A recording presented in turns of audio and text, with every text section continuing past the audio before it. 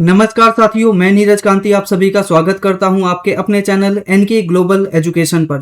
साथियों, आज है 26 जून 2026 और आज की डेट में हम the Hindu, Indian express, PIB, live mid में छपने वाले उन प्रमुख आर्टिकल्स को डिटेल में देखेंगे जो हमारे एग्जाम के पर्सपेक्टिव से इम्पोर्टेंट रहने वाला है। साथियों, यहाँ पर जो हम सबसे पहले आर्टिकल देख रहे हैं वो वेनेजुएला के अंदर 2026 का या फिर अब तक का एक मैसिव एक प्रकार से अर्थक्वेक हमें देखने को मिलता है वेनेजुएला के अंदर, जिसकी वजह से लगभग 188 लोगों की डेथ हो चुकी है। ये बेसिकली जो डाटा है वो कंफर्म डाटा है, हालांकि अभी तक जो आंकड़ा है वो काफी हद तक बढ़ गया होगा। इसी के साथ लगभग 1500 लोगों को यहाँ पर इंजरी हुई है। इसी के साथ साथ बड़े लेवल पे जो अदर नेचुरल रिसोर्सेज हैं, बाकी चीजों का जो इंफ्रास्ट्रक्चर है उसमें भी यहाँ पर क्या है इफेक्ट होता हुआ नजर आ रहा है। दूसरा हमारा यहाँ पर आर्टिकल है वो इमरजेंसी से संबंधित है।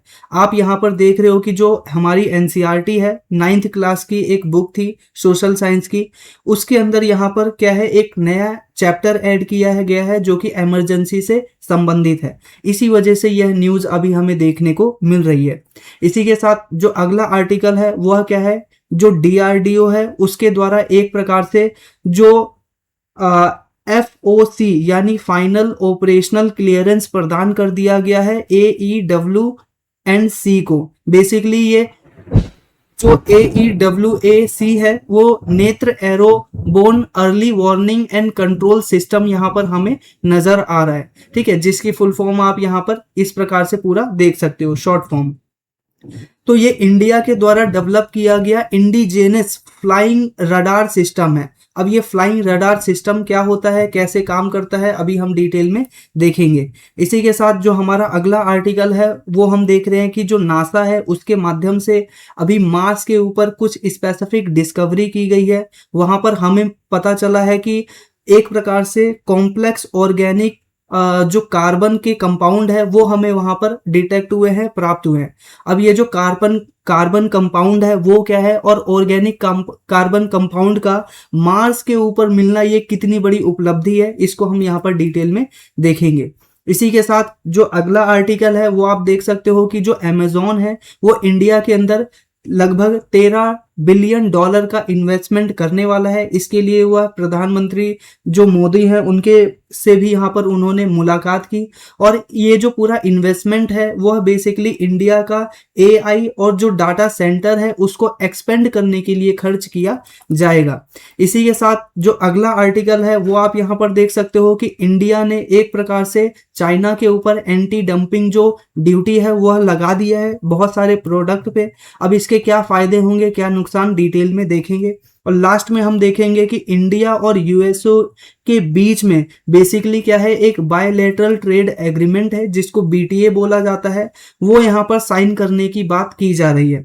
अब नॉर्मल सी बात है, ये साइन बेसिकली इंडिया और अमेरिका के बीच में हो रहा है और इसकी वजह से लगातार इंडिया में हमें देखने को मिल रहा है कि फार्मर्स अब प्रोटेस्ट करना स्टार्ट कर चुके हैं। जैसे कि आपने देखा कि CGP यानी जो कॉकरोच जनता पार्टी है उसका प्रदर्शन जंतर मंतर पर चल रहा था, उसी के साइमल्टेनियसली उसी के साथ साथ में अब जो फार्मर्स हैं उन्होंने भी प्रोटेस्ट करना स्टार्ट कर दिया है। ठीक है, उनसे हटकर उनका जो मुद्दा है वो अलग है और जो फार्मर्स हैं उनका मुद्दा क्या है कि वह इंडिया और USA के बीच में होने वाले बायलैटरल ट्रेड एग्रीमेंट को बेसिकली मना कर रहे हैं कि ये एग्रीमेंट नहीं होना चाहिए, क्योंकि इसके वजह से क्या है उनके ऊपर बहुत बड़ा जो एक प्रकार से इम्पैक्ट है वो देखने को मिलेगा। ठीक है साथियों, आप ये जितनी भी PDF है वो कहाँ प्राप्त कर सकते हैं, यहाँ पर मेंशन किया गया है NK global education Telegram channel है, यहाँ पर जाकर आप मेंशन यह जो PDF है वह प्राप्त कर सकते हैं। ठीक है, तो वापस लौटते हैं अपने आर्टिकल पे। तो सबसे पहले आप यहाँ पर आर्टिकल देख रहे हो, वेनेजुएला के अंदर अर्थक्वेक आया और एक अर्थक्वेक नहीं बल्कि दो अर्थक्वेक एक साथ आए। पहला जो अर्थक्वेक था वो 7.2 मैग्नीट्यूड का था और जो दूसरा था वह 7.5 मैग्नीट्यूड का हमें देखने को मिलता है। इसी के साथ साथ 188 लोगों की जान अभी तक जा चुकी है और 1500 लोग यहाँ पर इंजर्ड हो चुके हैं। इसके अलावा जो इंफ्रास्ट्रक्चर था, बिल्डिंग्स थे और भी अन्य जो इंफ्रास्ट्रक्चर थे वो डैमेज हो चुके हैं। इसी के साथ ये भी न्यूज़ अभी आ रही है कि जो कोलंबिया है और जो ब्राज़ील है वहाँ पर भी ये जो भूकंप के झटके हैं, टर्मर्स हैं, वो ट्रेमर्स हैं, वो बेसिकली हमें देखने को मिल रहे हैं। तो ये हमने देख लिया कि क्या क्या चीज़ें यहाँ पर हुई हैं। अब यहाँ पर बात करते हैं कि ये जो अर्थक्वेक है वो बेसिकली उसके नुकसान क्या है, बेसिकली उसका इम्पैक्ट क्या होता है। तो जब भी अर्थक्वेक आता है तो ह्यूमन लॉसेस बहुत बड़े पैमाने पर होता है, जैसा कि इस इंसिडेंट में हम 188 लोगों की यहाँ पर जान जाते हुए देख रहे हैं। इसी के साथ साथ यहाँ पर जो इंफ्रास्ट्रक्चर है वो बहुत बड़े पैमाने पर जो डैमेज होता है, जहाँ वहाँ पे रोड है, हॉस्पिटल है, इलेक्ट्रिसिटी और कम्युनिकेशन बेसिकली सिस्टम है, ठीक है, वो बेसिकली एक प्रकार से इफेक्ट होता हुआ नजर आता है।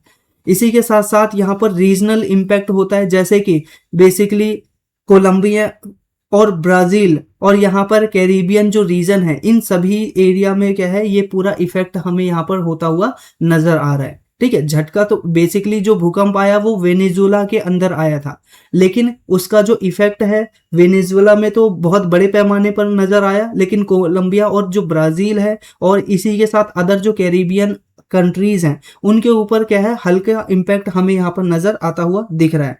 अब यहाँ पर बात चल रही है बड़े पैमाने पर असिस्टेंट की, तो यहाँ पर सर्च और रेस्क्यू जो टीम है उनको तैनात कर दिया है। जो मेडिकल सप्लाई है वो अलग अलग देश इनको प्रोवाइड कर रहे हैं। जो फूड और जो बेसिकली ड्रिंकेबल वाटर है वो प्रोवाइड किया जा रहा है और टेम्परेरी शेल्टर्स का निर्माण किया जा रहा है और इमरजेंसी हेल्थ केयर सपोर्ट को भी यहाँ पर प्रदान किया जा रहा है विभिन्न देशों के माध्यम से।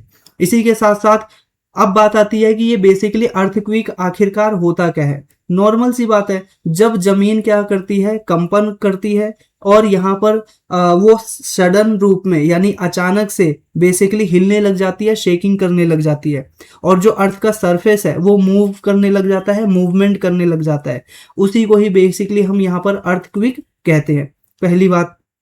दूसरा, ये जो अर्थक्वेक है इसके आने के बहुत सारे कारण हो सकते हैं। ठीक है, जो मेजर कारण बताया जाता है वो प्लेट टेक्टोनिक्स के आपस में क्या है, टकराने की वजह से होता है। बेसिकली प्लेट टेक्टोनिक्स क्या होता है, आप यहाँ पर इमेज में देख सकते हो कि इस प्रकार से क्या होता है, जो हमारा पूरा जमीन है वो क्या है, यहाँ पर किसी चीज पर टिकी हुई है। ठीक है, अब यहाँ पर आप सभी जानते हो कि अगर पृथ्वी के नीचे और गहराई में देखें तो सबसे ऊपर हमें यहाँ पर इस प्रकार से थल देखने को मिलता है। ठीक है, इस स्थान पर जमीन देखने को मिलती है।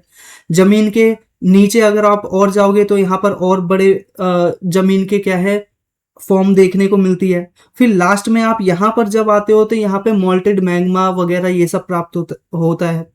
ओशियन के नीचे इस प्रकार का स्ट्रक्चर होता है। अब जब बेसिकली क्या होता है कि ओशियन के भी नीचे यहाँ पर इस लेवल पर बड़े पैमाने पर जब क्या होता है, मैग्मा क्या करते हैं, विस्फोट करता है या फिर जो प्लेट है वो आपस में टकराती है तो उसकी वजह से भूकंप आते हैं। आप दूसरी इमेज में इसको अच्छे से समझ पाओगे कि जो पूरा का पूरा अर्थ है वो अर्थ क्या है, बहुत सारी प्लेटों से मिलकर बना हुआ है। ठीक है, और ये जब प्लेट क्या करती है, आपस में मूवमेंट करती हैं। जैसे कि आप ये देख सकते हो एस्थेनोस्फेयर जो होता है उसके ऊपर ये प्लेट है। जब प्लेटें आपस में क्या करती है, रगड़ खाती हैं विपरीत तरफ से, एक प्लेट इधर जाती है दूसरी तरफ इधर जाती है और बीच में आप यहाँ पर देखोगे गैप आ जाता है, तो उसकी वजह से भूकंप आते हैं। इसी के साथ जो क्रस्ट है, प्लेट टेक्टोनिक्स है, उसका एक दूसरा एक प्रकार से प्रकार भी हमें देखने को मिलता है। जब दो प्लेटें आपस में क्या करती है, टकराती है और जो हैवी प्लेट है वो जमीन के नीचे चली जाती है।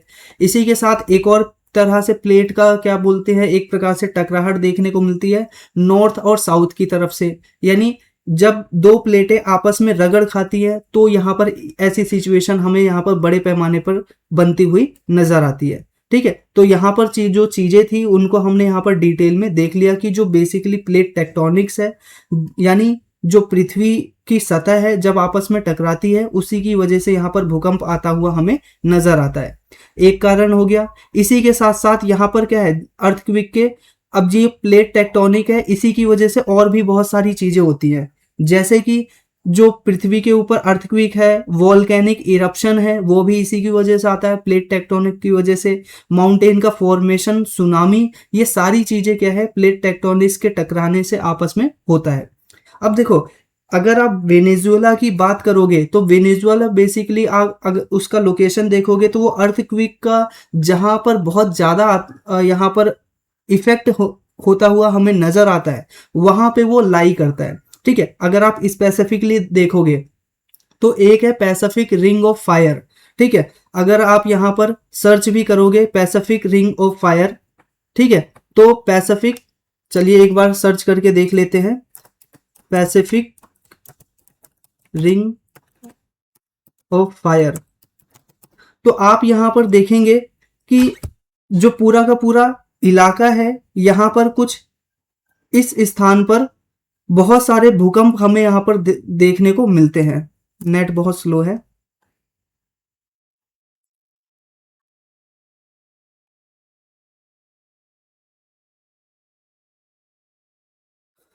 चलिए इसको छोड़िए। तो यहाँ पे आपको देखने को मिलेगा, जैसे मैं बता देता हूँ ऐसे, जैसे अमेरिका हो गया, अमेरिका के बाद अफ्रीका का तटवर्तीय क्षेत्र, इसी के साथ साथ इंडिया हो गया, इंडोनेशिया हो गया, वियतनाम हो गया, लाओस, कंबोडिया और जापान वाला जो इलाका हो गया, ये बेसिकली ऐसे इलाके हैं जहां पर क्या है, बार बार और बहुत बड़े पैमाने पर भूकंप हमें देखने को मिलता है। तो यही रीजन है कि वेनेजुएला में जो अभी भूकंप आया उसका जो इम्पैक्ट है वो बहुत बड़े पैमाने पर हमें नजर आता है। ठीक है, बेसिकली जो कैरिबियन प्लेट है और साउथ अमेरिकन प्लेट है, उन दोनों के आपस में टकराने की वजह से यहाँ पर वेनेजुएला के अंदर भूकंप आता है। ठीक है, अब बात आती है कि यहाँ पर मैं बात आपसे बार बार कर रहा था कि मैग्नीट्यूड, ठीक है, कि यहाँ पर 7.2 मैग्नीट्यूड का भूकंप आया था और यहाँ पर दूसरी बार 7.5 मैग्नीट्यूड का भूकंप आया था। तो मैग्नीट्यूड का बेसिक मतलब ये होता है कि कितनी एनर्जी रिलीज हुई भूकंप आने के दौरान, अर्थक्वेक के दौरान, सिंपल सी बात। अब ये जो कितनी एनर्जी रिलीज हुई, इसको हम बेसिकली रिएक्टर स्केल के माध्यम से मापते थे। ठीक है, और मापते हैं भी। इसी के साथ साथ इसके अंतर्गत बेसिक हम क्या करते हैं, जो मोमेंट मैग्नीट्यूड है, स्केल है, उसके माध्यम से अब के समय में ज्यादातर स्थानों पे मापा जाता है। अदरवाइज बहुत सारे देशों में आज भी रिएक्टर स्केल का यूज किया जाता है, जो एनर्जी रिलीज हुई है भूकंप की वजह से उसको मापने के लिए। तो एक माध्यम हो गया रिएक्टर स्केल। अब दूसरा क्या है, ये जो भूकंप आते हैं उसकी इंटेंसिटी मापने के लिए, यानी उसका इम्पैक्ट कितना हुआ, ठीक है, इम्पैक्ट और डैमेज कितना हुआ, ये नापने के लिए हम बेसिकली MMI स्केल का यूज करते हैं, जिसका फुल फॉर्म आप यहां पर देख रहे हो, मॉडिफाइड मर्कली इंटेंसिटी। ठीक है, तो इस प्रकार से हमें दो चीजें देखने को मिलती हैं, एक रिएक्टर स्केल के माध्यम से और दूसरा यहाँ पर MMI स्केल के माध्यम से भूकंप को, उसका इफेक्ट को मापा जाता है। ठीक है, अब हम यहाँ पर आगे देखते हैं। आपसे कभी ये प्रश्न पूछे कि क्या भूकंप आने की वजह से सुनामी भी आ सकती है, तो नॉर्मल सी बात है, उत्तर है हाँ, क्योंकि जैसे ही भूकंप आया तो जो पानी है समुद्र के अंदर वो ऊपर नीचे होने लग जाएंगी इस प्रकार से। अब जब ऊपर नीचे होंगी तो नॉर्मल सी बात है, जो तटवर्तीय क्षेत्र है वहां पर सुनामी आ सकती है। अब ये सुनामी की वजह से बेसिकली क्या होता है, बहुत बड़े पैमाने पर इफेक्ट होता हुआ नजर आता है। अब यहाँ पर बात करते हैं कि अर्थक्वेक के और भी बेसिकली क्या है, रीजन कहाँ कहाँ है, यानी अर्थक्वेक बार बार कहाँ कहाँ आता है। तो सबसे पहले रिंग ऑफ फायर, अभी मैंने आपको बताया कि पैसिफिक ओशन के चारों तरफ, चाहे वो अमेरिका हो, अफ्रीका हो, इंडिया हो, इंडोनेशिया हो, Malaysia, Philippines, Singapore, Thailand, Vietnam, Laos, Cambodia, इसी के साथ जापान, ये सारे के सारे जो इलाके हैं यहाँ पर क्या है, हमें बार बार भूकंप आते हुए नजर आते हैं। ठीक है, इसी के साथ साथ यहाँ पर हमें देखने को मिलता है कि 75% जो वर्ल्ड के अंदर भूकंप आता है वो सिर्फ और सिर्फ इसी एरिया के अंदर आता है। तो ध्यान रखिएगा, 75% जो भूकंप आता है सिर्फ और सिर्फ इसी रीजन के अंदर आता है। इसी के साथ साथ अल्पाइन हिमालयन बेल्ट के अंदर भी हमें यहाँ पर उसकी वजह से भी भूकंप आते हुए नजर आते हैं, बेसिकली जो मेडिटेरेनियन रीजन है वहां पर। अब मैंने आपको बताया कि अमेरिका और इन सभी इलाकों में कहां से भूकंप आता है, किसकी वजह से, प्लेट टेक्टोनिक्स की एक्टिविटीज की वजह से, specifically Pacific ring of fire के आसपास, जो मैंने अभी देशों के नाम लिए थे। लेकिन अब बात करते हैं दूसरे इलाकों में जो भूकंप आता है वो कहां से आता है।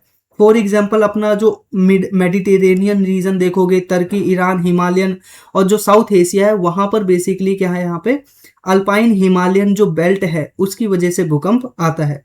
अगर स्पेसिफिकली इंडिया की बात करें तो इंडिया के अंदर जो बेसिकली अर्थक्वेक है उसको हम यहाँ पर कुछ 5 कैटेगरी में डिवाइड करते हैं। ठीक है, इसी के साथ साथ यहाँ पर इंडिया के अंदर अब बात कर लेते हैं कि कौन कौन से प्रिपरेशन किए गए हैं कि अगर भूकंप आता है तो उससे संबंधित जो प्रिपेयर्डनेस है ये पर्टिकुलर एजेंसी करेगी। तो यहाँ पर आप देख सकते हो NDMA यानी नेशनल डिजास्टर मैनेजमेंट अथॉरिटी, ये प्रमुख रूप से भूकंप के दौरान जो राहत सामग्री है और जो एक प्रकार से इमरजेंसी रिस्पॉन्स है वह करती है। इसी के साथ साथ यहाँ पर क्या है, डिजास्टर मैनेजमेंट एक्ट 2005 हमें देखने को मिलता है जिसके माध्यम से ये पूरा का पूरा जो इंडिया के अंदर डिजास्टर का मैनेजमेंट है वह किया जाता है। फॉर एग्जाम्पल डिजास्टर का प्रिपेयर करना, रेस्क्यू और रिलीफ करना, रिकंस्ट्रक्शन करना और डिजास्टर का मिटिगेशन करना यानी डिजास्टर होने से पहले ही उसको कम से कम उसका इफेक्ट करना। ये बेसिकली काम डिजास्टर मैनेजमेंट एक्ट 2005 के अंतर्गत आता है और ये सारे काम कौन करता है, NDMC ये काम करता है। इसी के साथ साथ एक और एजेंसी है NDRF। NDRF का नाम आपने बार बार सुना ही होगा, नेशनल डिजास्टर रिस्पॉन्स टीम या फिर फोर्स। ये बेसिकली क्या करती है, मिनिस्ट्री ऑफ होम अफेयर्स के अंतर्गत आती है और जब भी कहीं भूकंप या कोई भी प्राकृतिक आपदा आती है तो आप यहाँ पर NDRF को जरूर देखेंगे जहां पर ये लोगों को इवैक्यूएट करते हुए नजर आ जाते हैं। इसी के साथ साथ अर्थक्वेक मॉनिटरिंग एजेंसी हमें देखने को मिलती है, जैसे कि इंटरनेशनल लेवल पे हमें USGS और ISC देखने को मिलता है। हालांकि ये इतना इम्पोर्टेंट नहीं है क्योंकि ये बेसिकली इंटरनेशनल यहाँ पर लेवल पर हमें क्या है ये एजेंसी देखने को मिलती है। लेकिन आपको ये नाम जरूर ध्यान रखना है क्योंकि ये इंडिया का है, नेशनल सेंटर फॉर सिस्मोलॉजी। ठीक है, यहाँ पर NCS यानी नेशनल सेंटर फॉर सिस्मोलॉजी ये इंडिया के अंदर क्या करती है, अर्थक्वेक की मॉनिटरिंग करती है। ठीक है, और ये ministry of earth and sciences के अंतर्गत आता है। तो ये 2 बात ध्यान रखनी है, इंडिया के अंदर अर्थक्वेक की मॉनिटरिंग कौन करता है, नेशनल सेंटर फॉर सिस्मोलॉजी। और इसी के साथ यहाँ पर ये किसके अंतर्गत आता है, तो ministry of earth and science के अंतर्गत आता है। ठीक है, तो ये कुछ फैक्ट थे जो कि आपके जान लेना बहुत जरूरी है। इसी के साथ साथ आप यहाँ पर देख सकते हो कि जब भी भूकंप आए तो एक इंडिविजुअल को किस तरह से एक्ट करना चाहिए, किस तरह से बिहेव करना चाहिए। अगर आप कहीं पर भी हैं तो सबसे पहले अपना जो हेड है उसको कवर करना चाहिए। पहला तो हमारा जो टारगेट है वो यही होना चाहिए कि हम किसी ऐसे सुरक्षित स्थान पर जाएं जो कि ओपन एरिया हो। ठीक है, ओपन एरिया का मतलब कोई घास का मैदान हो गया या भी कोई भी ऐसे ओपन इलाका जहां पर भूकंप के दौरान कोई भी आपके ऊपर चीज ना गिरे।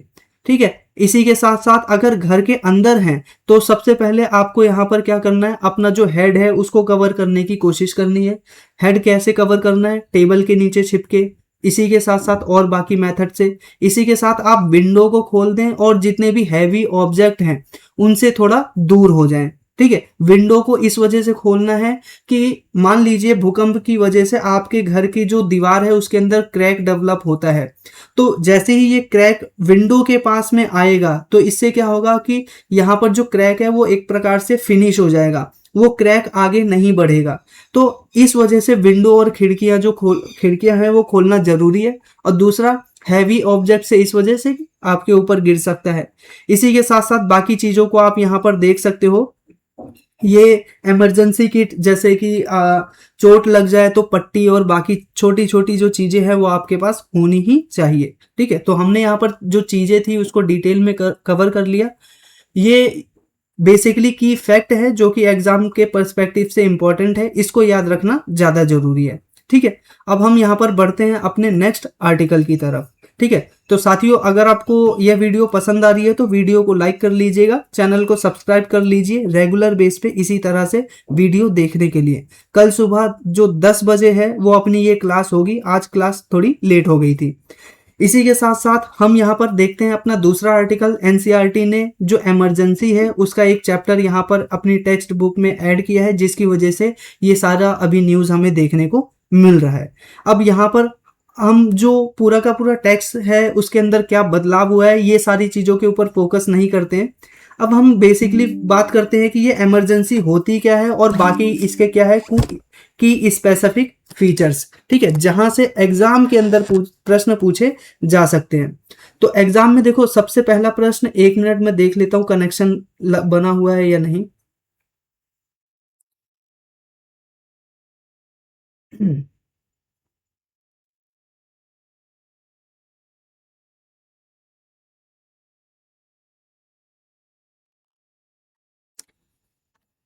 चलिए, कनेक्शन है। तो यहाँ पर आप सबसे पहले देखेंगे कि ये इमरजेंसी है। इमरजेंसी का मतलब क्या होता है? ठीक है, इमरजेंसी का बेसिक आप यहाँ पर मतलब देख सकते हो कि बेसिकली क्या है। आप यहाँ पर देख सकते हैं कि एक होती है नेशनल इमरजेंसी, और ये जो नेशनल इमरजेंसी है आर्टिकल 352 के अंतर्गत हमें देखने को मिलता है। ठीक है, जो आर्टिकल हमारा कॉन्स्टिट्यूशन है उस कॉन्स्टिट्यूशन के अंदर हमें बेसिकली जो यहाँ पर आर्टिकल 352 से लेकर 360 तक हमें देखने को मिलता है कि ये जो नेशनल लेवल पर या फिर जो इमरजेंसी है उसके प्रोविजंस का यहाँ पर मेंशन किया गया है। और इस आधार पर हमें देखने को मिलता है कि नेशनल लेवल पे 3 तरह की इमरजेंसी हमें देखने को मिलती है। पहली इमरजेंसी है नेशनल इमरजेंसी, जो कि आर्टिकल 352 के अंतर्गत लगाया जाता है, और यही इंदिरा गांधी जी के माध्यम से लगाया गया था। इसी के साथ प्रेसिडेंट रूल हमें देखने को मिलता है आर्टिकल 356 के अंतर्गत, और फाइनेंशियल इमरजेंसी 360 के अंतर्गत। यहाँ पर आप एक बात का ध्यान रखिएगा, इंडिया के अंदर आज तक जो आर्टिकल 360 है उसके अंतर्गत फाइनेंशियल इमरजेंसी कभी भी लगाई नहीं गई है। ठीक है, अब यहाँ पर बात आती है कि ये जो नेशनल इमरजेंसी है वो बेसिकली उसके अंतर्गत होता क्या है। इसके अंदर बेसिकली आपके जितने भी राइट्स होते हैं, ठीक है, वो राइट्स क्या होते हैं, नल और वॉइड हो जाते हैं। यानी आपका जो फ्री स्पीच का अधिकार होता है, कहीं भी घूमने का अधिकार होता है, कुछ भी बोलने का अधिकार होता है, वो खत्म हो जाता है। क्योंकि इस समय पर जो पूरा स्टेट है वो क्या करता है, डोमिनेट करता है। और इसी के अंतर्गत यहाँ पर हम देखते हैं कि 25 जून 1975 के अंदर यहाँ पर जो इंदिरा गांधी है उनके माध्यम से इमरजेंसी लगाई गई थी। ठीक है, और इसके बाद हमें यहाँ पर देखने को मिलता है कि बेसिकली ये जो इमरजेंसी लगाई गई थी वह इस आधार पर लगाई गई थी कि देश के अंदर इंटरनल डिस्टरबेंस है, और इंटरनल डिस्टरबेंस के बिहाफ पर यह इमरजेंसी हमें देखने को मिलती है, जिसको बाद में क्या है, कॉन्स्टिट्यूशनल अमेंडमेंट एक्ट के माध्यम से परिवर्तित करके ये जो इंटरनल डिस्टरबेंस का कॉन्सेप्ट है उसको खत्म करके बेसिकली यहाँ पर एक्सटर्नल एग्रेशन या फिर इस प्रकार का जो वर्ड है वो हमें यहाँ पर जोड़ देते हुए यहाँ पर नजर आते हैं हमारी गवर्नमेंट। तो बेसिकली फीचर क्या था कि इसके अंदर बेसिकली आपके जितने भी फंडामेंटल राइट है उसको सस्पेंड किया जाता है। इसी के साथ साथ यहाँ पर क्या है, सेंसरशिप इम्पोज कर दिया गया था इंदिरा गांधी के द्वारा। इसी के साथ साथ यहाँ पर जो लीडर ऑफ अपोजिशन थे उनको बेसिकली डिटेंड कर लिया गया था, अरेस्ट कर लिया गया था। और भी जितने भी सोशल एक्टिविस्ट हैं, जर्नलिस्ट हैं, उन सभी को क्या है, एक प्रकार से जेल में बंद कर दिया गया था। इसी के साथ जितनी भी सिविल लिबर्टी थी, इसी के साथ पॉलिटिकल एक्टिविटीज थी, उन सभी के ऊपर रिस्ट्रिक्शन लगा दिया था, यानी उसको पूरी तरह से बंद कर दिया था। इस तरह से हम देखते हैं कि ये जो हमारा डेमोक्रेटिक इंस्टीट्यूशन है वो एक तरह से सीवर स्ट्रेन के अंतर्गत आ गया था, यानी बहुत क्रिटिकल कंडीशन के अंतर्गत आ गया था। हालांकि बाद में क्या होता है, ये नेशनल इमरजेंसी हटाई जाती है और इसके अंदर जो जेपी नारायण है उनका एक महत्वपूर्ण योगदान हमें देखने को मिलता है। ठीक है, इसी के साथ साथ ये जो टेक्स्ट बुक है इसके अंदर जेपी नारायण का डिटेल में मेंशन किया गया है कि किस तरह से उन्होंने नेशनल इमरजेंसी को विरोध करने के लिए एक प्रकार से जो स्टूडेंट्स हैं, यूथ हैं, उनको मोबिलाइज किया। जो सिविल सोसाइटी है स्पेशली बिहार और गुजरात रीजन के अंदर, उनका एक बड़ा सा मूवमेंट लॉन्च किया और इंदिरा गांधी के खिलाफ क्या है, कार्रवाई की। इसी के साथ साथ ये आप बाकी चीजें देख सकते हो, कुछ की फैक्ट हैं जिसको हमने यहाँ पर पहले ही डिटेल में बात कर ली है। साथियों पहले के टाइम में जब ये नेशनल इमरजेंसी लगाई गई थी तो वो यह कह के लगाई गई थी कि बेसिकली इंटरनल डिस्टरबेंस हो रहा है। अब नॉर्मल सी बात है, कोई आदमी अगर प्रोटेस्ट कर रहा है तो वो भी एक प्रकार से इंटरनल डिस्टरबेंस में ही काउंट किया जाएगा। ऐसे में प्रोटेस्ट को भी यहाँ पर रोक दिया जा सकता है। तो इन सब चीजों को ध्यान में रखते हुए गवर्नमेंट ने क्या किया, 44th कॉन्स्टिट्यूशनल अमेंडमेंट एक्ट किया, जिसके अंतर्गत गवर्नमेंट ने यानी इस एक्ट के माध्यम से अब ये कहा गया कि भाई आप इंटरनल एक प्रकार से डिस्टरबेंस के बेस पे आप नेशनल इमरजेंसी नहीं लगा सकते हो। आप नेशनल इमरजेंसी तभी लगा सकते हो जब कोई एक्सटर्नल वॉर यहाँ पर हो रही हो। जैसे कि 1962 में इंडिया और चाइना का वॉर हुआ था, और 1965 में इंडिया पाकिस्तान, और 1991 में इंडिया और बांग्लादेश का, not Bangladesh, in basically Pakistan के साथ हमारा बेसिकली यहाँ पर 71 में वॉर हुआ था। ठीक है, तो इसी के साथ साथ एक्सटर्नल एग्रेशन और यहाँ पर आर्म रिवेलियन, और यहाँ पर सबसे इंपॉर्टेंट बात है कि यहाँ पर इंटरनल जो डिस्टरबेंस था उसको यहाँ पर हटा करके उसकी जगह शब्द यूज कर दिया गया आर्म रिवेलियन। यानी अगर कोई पूरा का पूरा समूह यानी बड़ा सा आंदोलन आर्म के माध्यम से यानी बंदूकों के माध्यम से चल रहा है, तभी गवर्नमेंट उसको क्या है, नेशनल इमरजेंसी के अंतर्गत लगाकर दबा सकती है। ठीक है, तो ये बेसिकली की इफेक्ट है जो कि आपको यहाँ पर ध्यान में रखना चाहिए। ध्यान रखिएगा कि आर्टिकल जो 19 है वो बेसिकली क्या है, ऑटोमेटिकली सस्पेंड हो जाता है नेशनल इमरजेंसी के दौरान, और स्पेसिफिकली जब भी एक्सटर्नल लेवल पे क्या है, एग्रेशन के थ्रू यहाँ पर हमें देखने को मिलता है नेशनल इमरजेंसी अगर लगाई गई है तो। इसी के साथ कुछ की प्रोविजन है जैसे कि आर्टिकल 352, 356 और 360, और यहाँ पर 358 हमें देखने को मिलता है जो कि बात करता है आर्टिकल 19 के सस्पेंशन की। ठीक है, इसी के साथ सिग्निफिकेंट क्या है, बाकी चीजों को आप यहाँ पर देख सकते हो, कुछ प्रीलिम्स के की इफेक्ट। तो यहाँ पर जो हमारा नेशनल इमरजेंसी है उससे संबंधित जो चीजें थी उसको डिटेल में देख लिया।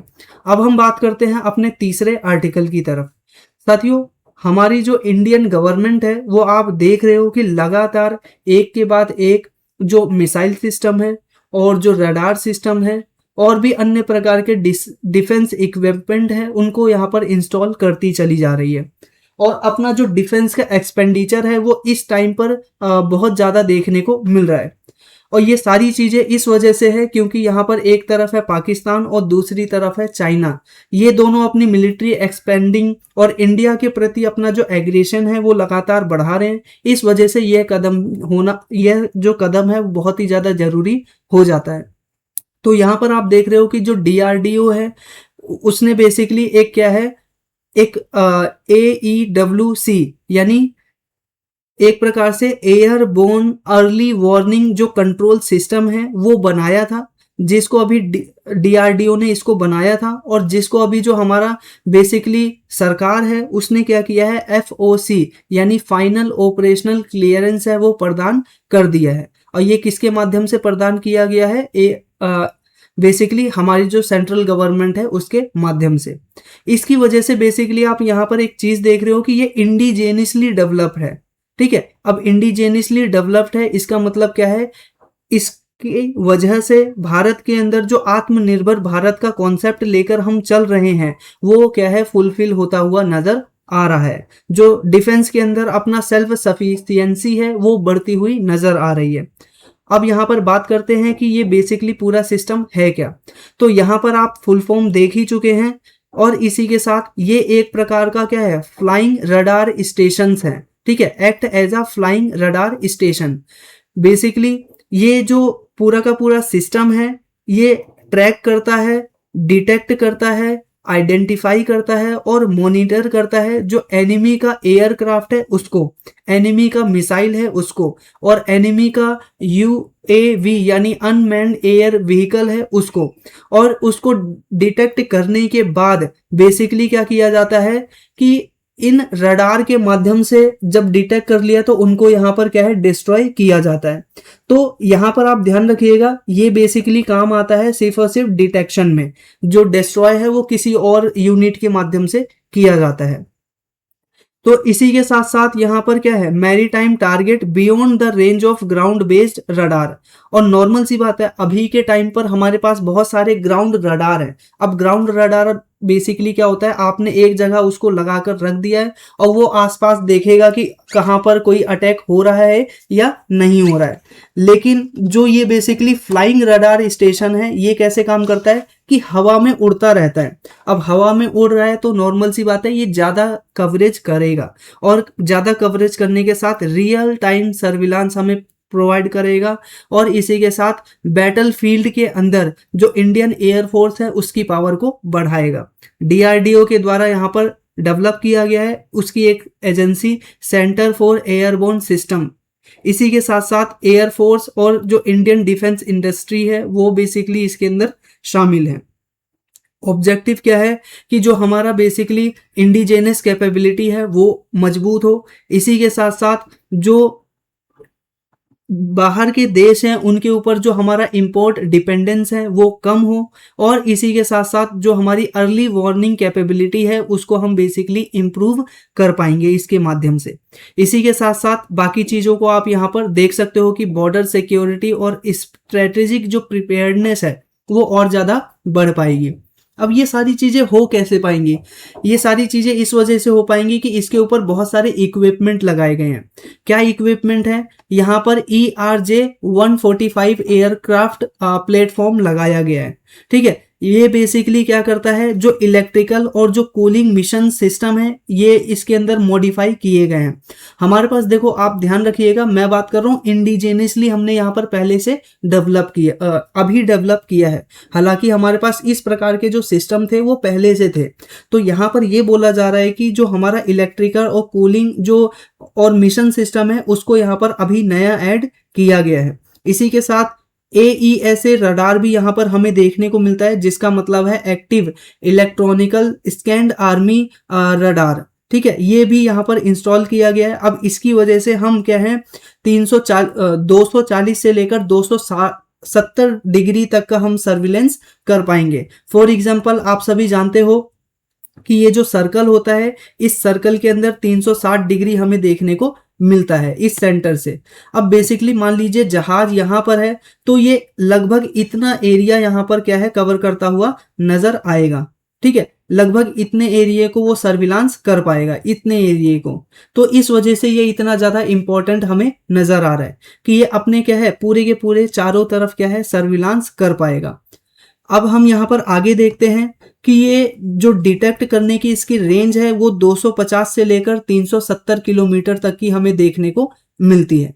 और इसी के साथ टारगेट और जो टारगेट है और बाकी जो चीज़ें हैं उनके साइज पे भी मैटर करता है कि हम कितने दूर की जो चीज़ें हैं उसको क्या है डिटेक्ट कर पाएं। इसी के साथ साथ इसकी और क्या खास बात है कि मल्टी टारगेट यहाँ पर ट्रैकिंग सिस्टम लगाया गया है।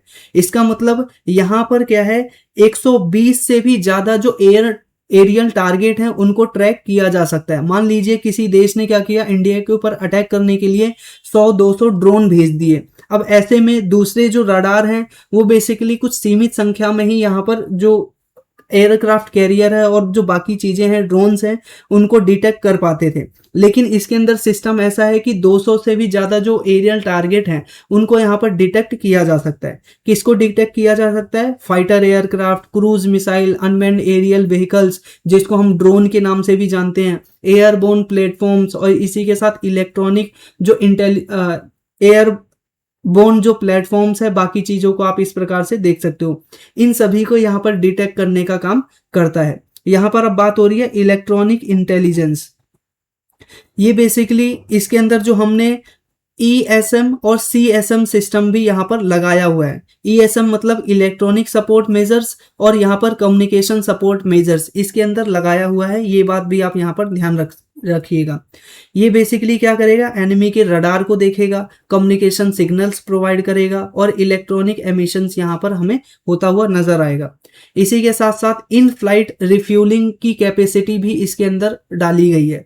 यानी आप हवा में उड़ते उड़ते ही क्या कर सकते हो, एक प्लेन से दूसरे प्लेन के अंदर या फिर जो हमारा एयरक्राफ्ट है उसके अंदर आप फ्यूलिंग कर सकते हो, पेट्रोल या फिर जो भी उसका ईंधन है वो डाल सकते हो। ये भी इसकी क्या है, कैपेसिटी है। उसको जमीन पे आने की जरूरत ही नहीं होगी रिफिल करने के लिए। ठीक है, आप दूसरा यहाँ से जहाज भेजिए या एयरक्राफ्ट भेजिए और उसको क्या है, हवा हवा में ही क्या है, फ्यूल कर दीजिए। ठीक है, उसका टैंक फुल कर सकते हैं। इस प्रकार से यहाँ पर क्या है, IIF को भी यहाँ पर लगाया गया है। ठीक है, ये बेसिकली इंडिजेनस MK-12S यहाँ पर सिस्टम हमें देखने को मिलता है, जो कि जो होस्टाइल एयरक्राफ्ट होते हैं, ठीक है, और जो फ्रेंडली एयरक्राफ्ट होते हैं, उन दोनों के बीच में डिफरेंस का पता लगाते हैं। अब मान लीजिए आपका जो एयरक्राफ्ट है वो हवा में उड़ रहा है और आपने दुश्मन की जगह अपनी ही जो एयरक्राफ्ट है उसको डैमेज कर दिया, तो इस सिचुएशन को कम करने के लिए, घटाने के लिए हमने यहाँ पर IFF सिस्टम लगाया है, जिसके अंतर्गत ये दुश्मन की सेना और अपनी सेना का पहले अंदाजा लगाएगा कि कौन सी सेना है, फिर उसके बाद उसको डिस्ट्रॉय करने की बात आगे होगी। इसी के साथ साथ सिक्योर कम्युनिकेशन है, क्योंकि SDR सॉफ्टवेयर डिफाइंड रेडियो और इलेक्ट्रॉनिक वॉरफेयर सिस्टम और ये सारे सिस्टम यहाँ पर इसके अंदर लगाए गए हैं। इसी के साथ नेटवर्क सेंट्रिक वॉरफेयर, जैसे रियल टाइम जो बैटल फील्ड है उसके अंदर इसकी जो इंपॉर्टेंस है वो बहुत ही ज़्यादा बढ़ती हुई हमें यहाँ पर नज़र आती है। फॉर एग्जाम्पल अभी अभी वॉर चल रहा है और इसी टाइम पे ही क्या है, आपको इंफॉर्मेशन चाहिए कि दुश्मन का जो एयरक्राफ्ट है और यहाँ पर ग्राउंड कमांड सेंटर है, एयर डिफेंस सिस्टम है और जो मिसाइल यूनिट है वो कहाँ कहाँ पर है दुश्मन की सेना में, तो उनको यहाँ पर ठीक ढंग से रियल टाइम पे डिटेक्ट करने का काम ये बेसिकली सिस्टम करता है। इसी के साथ ग्राउंड एक्सप्लोजन स्टेशंस भी यहाँ पर हमें देखने को मिलते हैं। इसी के साथ ऑपरेशनल सिग्निफिकेंस आप यहाँ पर देख सकते हो। पहले के टाइम में बालाकोट एयर स्ट्राइक में और इंडिया चाइना जो बॉर्डर स्टैंड ऑफ है उसमें भी इसका सिग्निफिकेंट इंपॉर्टेंस यहाँ पर हमें देखने को मिलता है। स्ट्रेटेजिक इंपॉर्टेंस बेसिकली इंडिया का एयर सर्विलेंस को और ज़्यादा इनहेंस करेगा, जो बेसिकली अर्ली वार्निंग जो एनिमी एयरक्राफ्ट है उनको बेसिकली क्या है, डिटेक्ट करेगा, और एयर इंडिया है डिफेंस सिस्टम है उसको इम्प्रूव करेगा। लॉन्ग रेंज मिलिट्री ऑपरेशंस को संभव बना पाएगा। ठीक है, बहुत बड़े पैमाने पर क्या है, हम अपनी मिलिट्री को दूर दराज के क्षेत्रों में भेज सकते हैं एकदम परफेक्ट इंफॉर्मेशन के साथ। ठीक है, और जो हमारा मैरीटाइम डोमिनेंस है वो भी एक प्रकार से बढ़ता हुआ नजर आएगा, क्योंकि आप देख रहे हो कि जो अमेरिका है उसने अभी बेसिकली जो इंडो पैसिफिक रीजन के अंदर ग्रुपिंग थी उसके अंदर अपना जो स्थान है वो घटाता चला जा रहा है। अब ऐसी सिचुएशन में चाइना यहाँ पर या अदर कंट्री यहाँ पर अपना रोल निभा सकती है। इस वजह से इंडिया अपने आप को मजबूत कर रहा है कि इंडिया क्या है, ये जो पूरे के पूरे रीजन है उसके अंदर डोमिनेंस करे। ठीक है, इसी के साथ आर्मी, नेवी, एयरफोर्स सबको यहाँ पर मदद मिलेगी।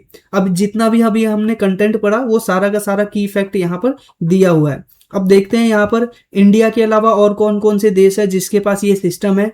India, USA, Russia, China, Israel और स्वीडन, इन देशों के पास क्या है, पहले से ही ये जो AEWC है सिस्टम वो पहले से मौजूद है। ठीक है, इसी के साथ DRDO के बारे में, कैप के बारे में, ये सारी चीज़ों को आप पहले ही देख चुके हो। अब यहाँ पर हम बात करते हैं अपने अगले आर्टिकल की तरफ। ठीक है, तो यहाँ पर जो अपना दूसरा ये चौथा आर्टिकल है, तो चौथा आर्टिकल बेसिकली ये बताता है कि जो नासा है उसने एक बेसिकली अपना एक रोवर है वो भेजा हुआ था मार्स के ऊपर। ठीक है, और मार्स के ऊपर उसने बेसिकली क्या है, एक प्रकार से complex organic compound, carbon compound का उसने डिटेक्शन किया है। अब इससे आप समझ सकते हो, देखो ऑर्गेनिक का मतलब है कि पेड़ पत्ते या फिर जो मानव से संबंधित या कुछ भी ऐसी चीज जो कि सड़ने और गलने वाली हो तो उसको हम बोलते हैं ऑर्गेनिक। कार्बन का मतलब जो चीज कार्बन से बनी हो, इंसान, पेड़ पौधे, जीव जंतु जितने भी हैं वो कार्बन से बने होते हैं। तो ऐसी चीज का मिलना, ऑर्गेनिक कार्बन का मिलना, ये प्रूफ करता है कि संभवतः जो मार्स है उसके ऊपर कुछ पर्टिकुलर स्थान पे कहीं ना कहीं जो दूसरे जीव हैं, मार्स के ऊपर जो भी जीव रहते हों उनकी प्रेजेंस को शो करता है। शायद वो कोई जीव भी हो सकता है और शायद ये कोई पेड़ पौधा भी हो सकता है। तो इससे हमारे फायदा ये होगा कि हम मार्स के ऊपर जो जीवन है वहां पर किस प्रकार का है उसको और अच्छे से गहराई से समझने में हम यहाँ पर सक्षम हो पाएंगे। ये बेसिकली पूरे आर्टिकल का सार है। आप यहाँ पर देख सकते हो नासा के परसीवरेंस जो रोवर है उस जो कि एक प्रकार से भेजा गया था, उसने क्या है कॉम्प्लेक्स ऑर्गेनिक कंपाउंड को डिटेक्ट किया है, कार्बन कंपाउंड को डिटेक्ट किया है जो कि एंशियंट रॉक को यहाँ पर एक एंशियंट रॉक के अंदर मौजूद था, ठीक है, पुरानी चट्टान के अंदर। और यहाँ पर क्या है जेजेरो क्रिएटर के अंदर ये पूरी जो डिस्कवरी है वो हमें देखने को मिलती है। अब जेजेरो क्रिएटर क्या है? क्रिएटर आप सभी जानते हो कि जो बड़ा सा गड्ढा होता है और उसी को ही हम बेसिकली क्रिएटर कहते हैं। तो ये जो एविडेंस है वो यह दिखाता है कि संभवतः मार्स के ऊपर कभी ना कोई जीवन रहा होगा, ठीक है, मार्स के ऊपर कभी ना कभी कोई जीवन रहा होगा, कोई आदमी रहा होगा या फिर कोई पेड़ पौधा हुआ होगा। इसी के साथ साथ अब हम यहाँ पर आगे देखते हैं पूरा जो स्टडी है उसकी की हाईलाइट को हमने यहाँ पर पहले ही देख लिया। अब बात कर लेते हैं ऑर्गेनिक कंपाउंड क्या होता है। ऑर्गेनिक कंपाउंड बेसिकली क्या है? मॉलिक्यूल्स होते हैं जो कि बेसिकली क्या है बहुत सारे कार्बन से बने होते हैं। अब बेसिकली ये बायोलॉजिक ये सारी जो चीजें हैं वो दर्शाती हैं कि मार्स के ऊपर बेसिकली क्या है लिविंग ऑर्गेनिज्म शायद वहां पर रहते होंगे। इसी के साथ वहां के जियोलॉजिकल प्रोसेस और जो मीटियोराइट्स एंड कॉमेट्स इन सभी चीजों के बारे में हमें वहां पर पता चलता है, ठीक है। लेकिन इसका ये वहां पर प्राप्त होना यानी ऑर्गेनिक कंपाउंड का वहां पर प्राप्त होना does not only confirm the existence of life. देखो ये ऑर्गेनिक कंपाउंड का वहां पर प्राप्त होना सिर्फ लाइफ को ही कंफर्म नहीं करता बल्कि वहां पर जो जियोलॉजिकल प्रोसेस है उसके बारे में भी बताता है कि कोई ना कोई जियोलॉजिकल प्रोसेस हुआ होगा। जैसे कि हम इन अर्थ पे क्या मानते हैं कि अर्थ के ऊपर बहुत सारी सबसे पहले गैसें बनी हाइड्रोजन और हीलियम की। हाइड्रोजन और हीलियम ने रिएक्शन किया तो बेसिकली क्या है पूरा का पूरा जो हमारा एटमॉस्फेयर है एनवायरनमेंट मिला बना, बादल बने और बाकी चीजें। बादल बनने के साथ क्या बोलते हैं यहाँ पर हमें देखने को मिला कि वाटर के वेपर बने, वाटर के वेपर जमीन पे आए तो फिर उसके बाद क्या हुआ कि एक प्रकार से अर्थ के जमीन के ऊपर जो सॉइल थी वो बेसिकली क्या होने लग गई, फर्टाइल होने लग गई। वहां पे छोटे मोटे घासों का उदय हुआ, घासों का फिर उसके बाद बड़े बड़े जीवों का उदय हुआ, जीवों से फिर आज के समय में आज ये पूरा सिस्टम हम देख रहे हैं। तो इससे हमें ये पता चलता है कि अगर यहाँ पर कोई ऑर्गेनिक कंपाउंड मिला है, ठीक है, अगर यहाँ पर ऐसा आज के जैसा कोई ऑर्गेनिक कंपाउंड मिला है तो संभवतः इसका जो जियोलॉजिकल प्रोसेस है इस प्रकार से डेवलप हुआ होगा, ठीक है, या फिर इसके ऊपर कोई मीटेराइड या फिर कॉमेट है वो टकराया होगा। इसी के साथ साथ यहाँ पर डिस्कवरी की इंपॉर्टेंस क्या है, बाकी चीजें हमने यहाँ पर देख ली है। लिक्विड का प्रेजेंस हो सकता है, जो सूटेबल टेम्परेचर है, ऑर्गेनिक केमिस्ट्री है, ये सारी जो चीजें हैं वो क्या है हमारी अंडरस्टैंडिंग बढ़ पाएगी इन सभी चीजों के माध्यम से, ठीक है, मार्स के प्रति। इसी के साथ अब बात कर लेते हैं Jezero creator. Jezero creator basically मैंने आपको बताया कि किसी भी स्थान पर अगर कोई गड्ढा हो उसको बेसिकली मार्स के ऊपर जो गड्ढे होते हैं उसको क्रिएटर बोला जाता है। अब यहाँ पर बेसिकली आप देख रहे हो कि 45 किलोमीटर का डायमीटर वाला क्रिएटर हमें यहाँ पर देखने को मिल रहा है, ठीक है। 45 किलोमीटर डायमीटर का मतलब है कि इसका ये वाला जो सेंटर है वो क्या है और यहां से लेकर यहां तक की जो दूरी है वो कितनी है 45 किलोमीटर तक की है, ठीक है। इसी के साथ बोला जा रहा है कि 3.5 से लेकर 4 बिलियन ईयर साल पुराना बेसिकली यहाँ पर हमें रिवर डेल्टा या लेक होने के प्रमाण मिलते हैं। आप सभी जानते हो लेक का मतलब झील, रिवर का मतलब नदी, डेल्टा का मतलब आप सभी पता ही है कि उसको बेसिकली क्या कहते हैं, हिंदी में भी डेल्टा ही कहते हैं। और जहां पर नदियां बहुत सारे टुकड़ों में बढ़ जाती हैं, एक नदी जब बहुत सारे टुकड़ों में बढ़ जाती है तो उसको डेल्टा कहते हैं। तो यहाँ पर जो साइंटिस्ट है वो कह रहे हैं कि इन सभी चीजों के होने की संभावना है और ये चीजें लगभग 3.5 से लेकर 4 बिलियन ईयर्स पहले यहाँ पर संभवतः रही हुई होंगी, ठीक है। इसी के साथ साथ यहाँ पर हमें देखने को मिलता है ये सारी जो डिस्कवरी है वो आप यहाँ पर देख रहे हो नासा के एक प्रकार से परसीवरेंस जो एक प्रकार का रोवर है, ठीक है, जिसको नासा ने भेजा था उसके माध्यम से ये सारी चीजें हमें पता चल रही हैं। ठीक है, इसी के साथ साथ ये सारी चीजें हैं। अब बात करते हैं बायो सिग्नेचर की। देखो, अब बायो सिग्नेचर का बेसिक मतलब ये होता है केमिकल, फिजिकल और बायोलॉजिकल इंडिकेटर। ठीक है, ऐसी कोई भी चीज जो बता रही हो कि यहाँ पर कोई केमिकल प्रोसेस हुआ होगा, कोई फिजिकल चीज रही होगी और कोई बायोलॉजिकल चीजें रही होंगी, उसी को ही हम बोलते हैं बायोलॉजिकल सिग्नेचर। जैसे कि यहाँ पर क्या है, ऑर्गेनिक कार्बन कंपाउंड मिला है, तो ये क्या है, एक प्रकार का बायोलॉजिकल सिग्नेचर है। ठीक है, अब ये कुछ भी हो सकते हैं। क्या हो सकते हैं, बेसिकली ऑर्गेनिक मॉलिक्यूल्स हो सकते हैं, कोई जीव जंतु या बैक्टीरिया, कुछ भी हो सकता है। इसी के साथ माइक्रो फॉसिल्स हो सकते हैं, इसी के साथ स्पेसिफिक मिनरल फॉर्मेशन हो सकता है, और आइसोटोप सिग्नेचर्स होते हैं। यहाँ पर ये ध्यान रखिएगा। ठीक है, यहाँ से प्रश्न पूछा जा सकता है।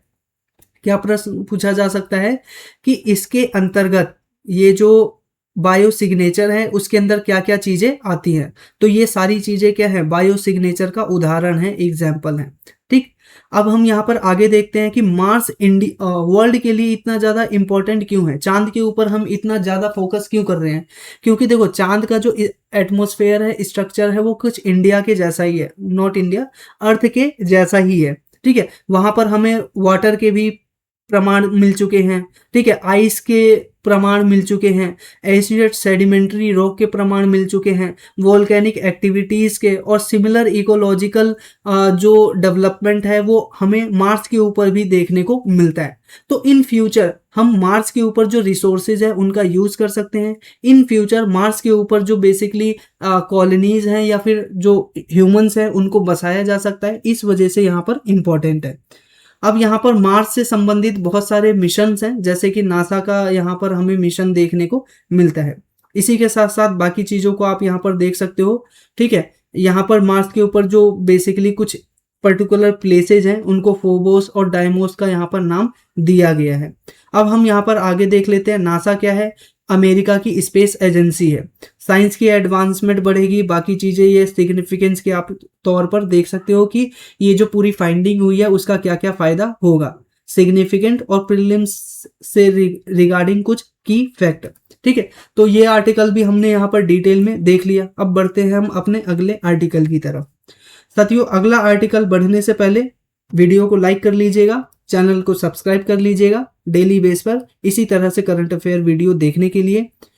और कल सुबह हम यहाँ पर 10 बजे जो करंट अफेयर की क्लास है लाइव लेंगे, उसमें भी आप यहाँ पर जरूर जुड़िएगा। तो वापस आते हैं आर्टिकल पे। तो यहाँ पर बात हो रही है अमेजोन के द्वारा एआई डाटा सेंटर को इंडिया के अंदर बनाने के लिए $13 बिलियन का जो इन्वेस्टमेंट है वो करने की बात की गई है। ठीक है, यहाँ पर आप देख सकते हो अमेजोन के एक प्रकार से यहाँ पर क्या है, अमेजोन की तरफ से इंडिविजुअल है वो इंडिया के अंदर आए हैं, उन्होंने जो प्राइम मिनिस्टर हैं उनसे भी मुलाकात कर ली है। अगर आप यहाँ पर देखोगे तो 2026 से लेकर 2030 के बीच में इनका टारगेट है कि हम $21 बिलियन इंडिया के ऊपर खर्च करेंगे।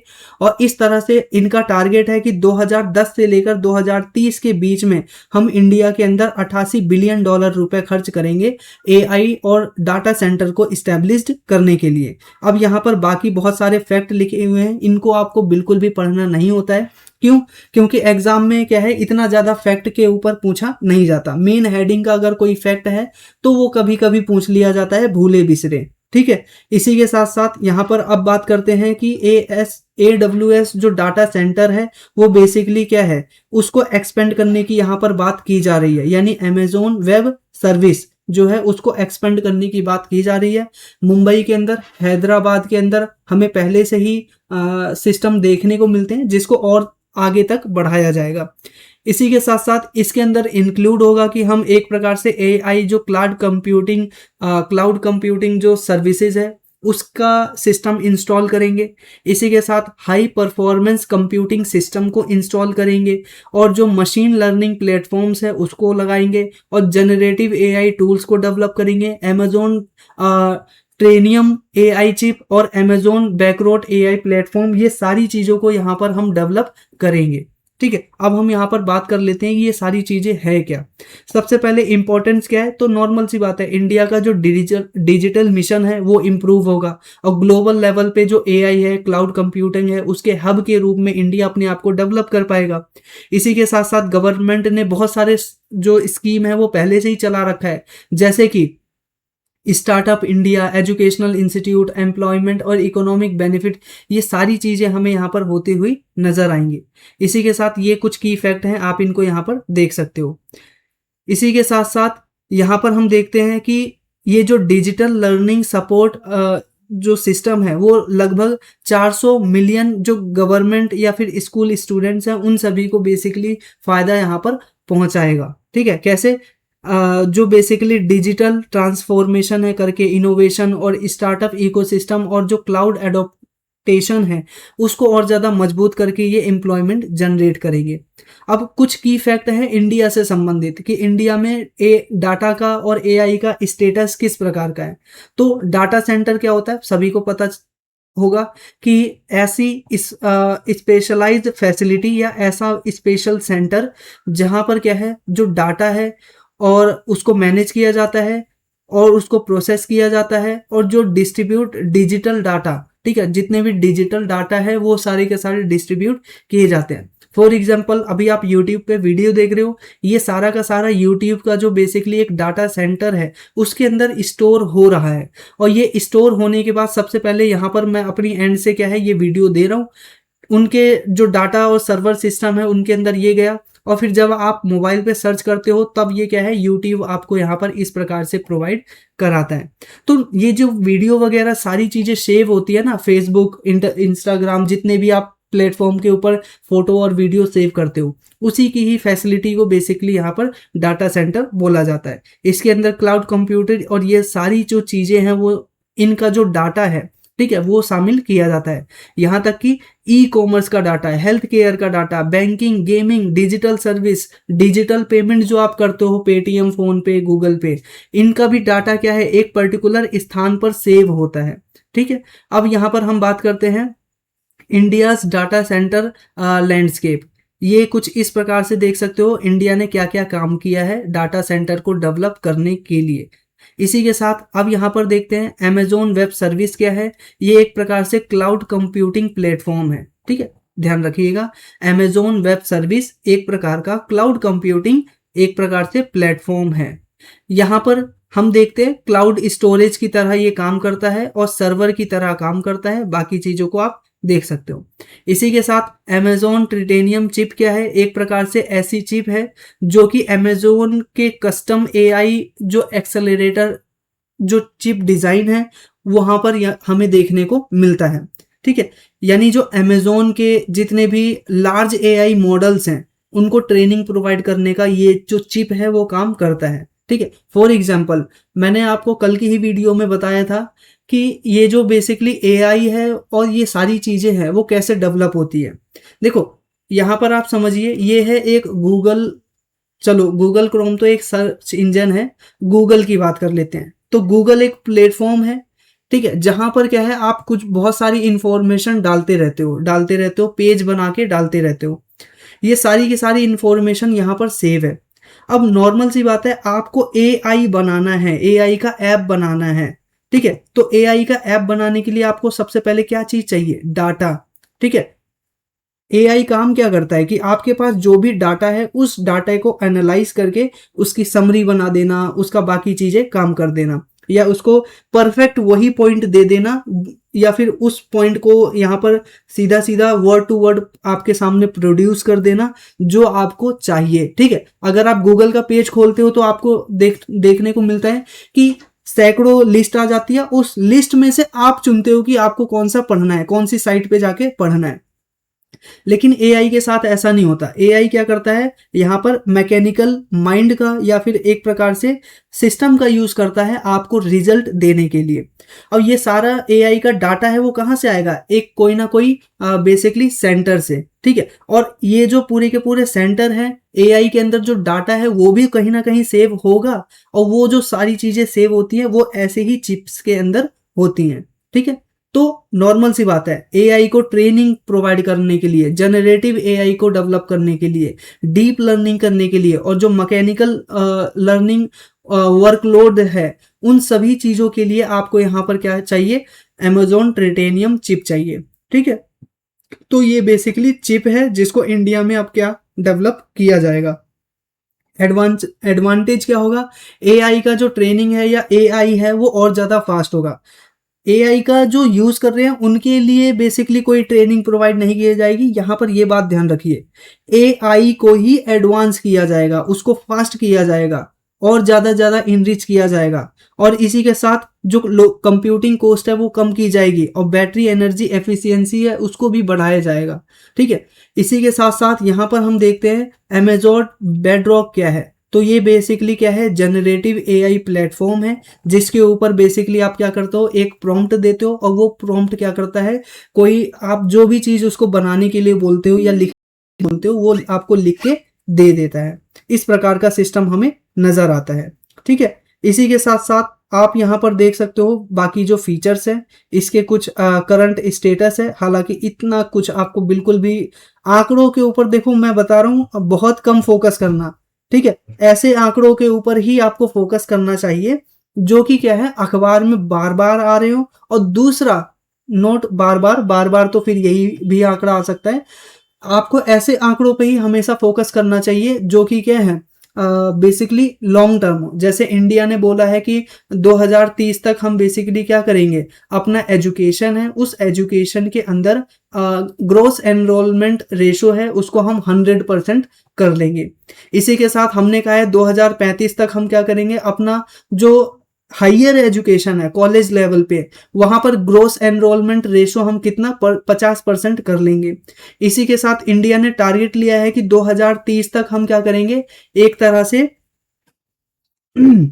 अपना जो 2050 तक 30 तक बेसिकली हम अपना जो कार्बन एमिशन है वो बेसिकली 2070 तक, ठीक है, 2070 तक हम अपना जो कार्बन एमिशन है वो क्या है, जीरो कर लेंगे। तो इस प्रकार के जो बड़े बड़े आंकड़े होते हैं उन्हीं को ही आपको ध्यान में रखना होता है। ऐसे जितने भी छोटे मोटे आंकड़े आते हैं ना, कभी भी अखबार में पढ़ते समय इसको याद मत रखा करो, क्योंकि लास्ट में आपको क्या है, ईयरली जो मैगजीन है वो उसके अंदर कवर हो ही जाती है।